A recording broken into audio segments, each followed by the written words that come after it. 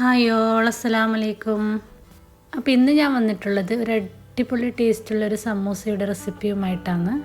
നോമ്പ് മുറിക്കുന്ന സമയത്ത് നമുക്ക് ഒഴിച്ചുകൂടാൻ പറ്റാത്തൊരു സ്നാക്കാണല്ലേ സമൂസ. അപ്പോൾ നല്ല സൂപ്പർ ടേസ്റ്റ് നമുക്കൊരു അടിപൊളി സമൂസ ഉണ്ടാക്കിയാലോ.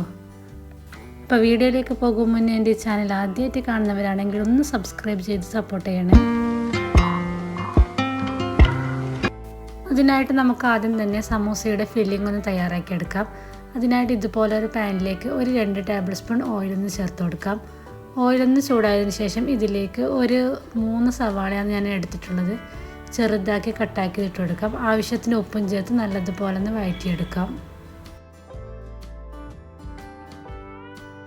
ഇതിപ്പോൾ ഇവിടെ സവാളയൊക്കെ നല്ലതുപോലെ തന്നെ വഴന്ന് വന്നിട്ടുണ്ട്. ഇത്രയും മതി. ഇനി നമുക്ക് ഇതിലേക്ക് ഒരു 2 പച്ചമുളക് ചെറുതാക്കി കട്ടാക്കി ഇട്ട് കൊടുക്കാം. എന്നിട്ടത് നല്ലതുപോലെ ഒന്ന് മിക്സ് ചെയ്തിട്ടെടുക്കാം. ഇനി അടുത്ത ഇതിലേക്ക് ഒരു 1/2 ടീസ്പൂൺ ഇഞ്ചി പേസ്റ്റും 1/2 ടീസ്പൂൺ വെളുത്തുള്ളി പേസ്റ്റും കൂടി ചേർത്ത് കൊടുക്കാം. ഇനി ഒന്ന് ഇഞ്ചിയുടെയും വെളുത്തുള്ളിയുടെയും ഒരു പച്ചമണം മാറുന്നത് വരെ ഇതുപോലെ ഒന്ന് ഇളക്കി കൊടുക്കാം.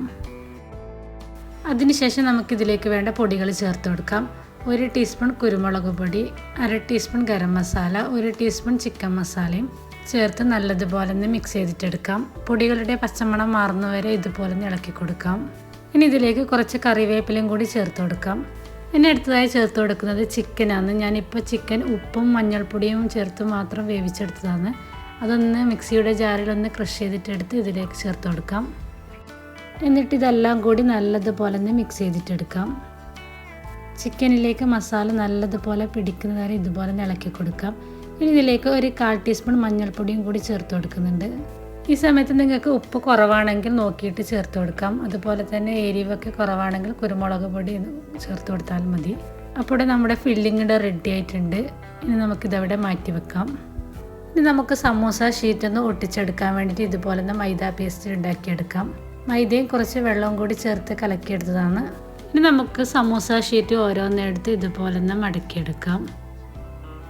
ഇങ്ങനെ ഒന്ന് മടക്കിയതിന് ശേഷം ഇതിൻ്റെ ഉള്ളിലേക്ക് നമുക്ക് ഫില്ലിങ് വെച്ച് കൊടുക്കാം. അത്യാവശ്യം നല്ലതുപോലെ തന്നെ ഫില്ലിങ് വെച്ച് കൊടുക്കണം.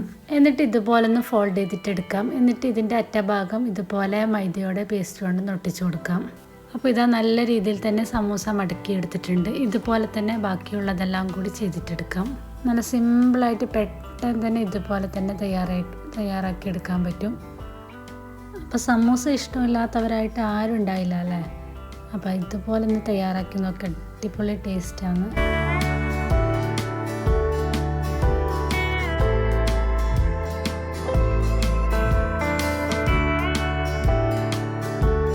അങ്ങനെ ഞാനിപ്പോൾ ഇതെല്ലാം കൂടി ചെയ്തിട്ടെടുത്തിട്ടുണ്ട്. ഇനി നമുക്കിതൊന്ന് ഫ്രൈ ചെയ്തിട്ടെടുക്കണം.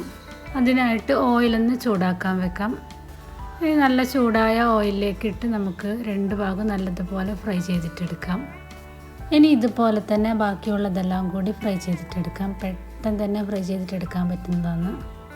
അപ്പോൾ സിമ്പിളായിട്ട് ഉണ്ടാക്കാൻ പറ്റിയ ഒരു സമൂസ നിങ്ങൾ എന്തായാലും ഉണ്ടാക്കി നോക്കണം. അപ്പോൾ ഇഷ്ടപ്പെട്ടാൽ ലൈക്ക് ചെയ്യാനും ഷെയർ ചെയ്യാനും മറക്കല്ലേ. അപ്പോൾ ഇതുപോലെ ഒന്ന് ട്രൈ ചെയ്ത് നോക്കിയിട്ട് നിങ്ങളുടെ ഫീഡ്ബാക്ക് കമൻറ്റിൽ പറയണേ.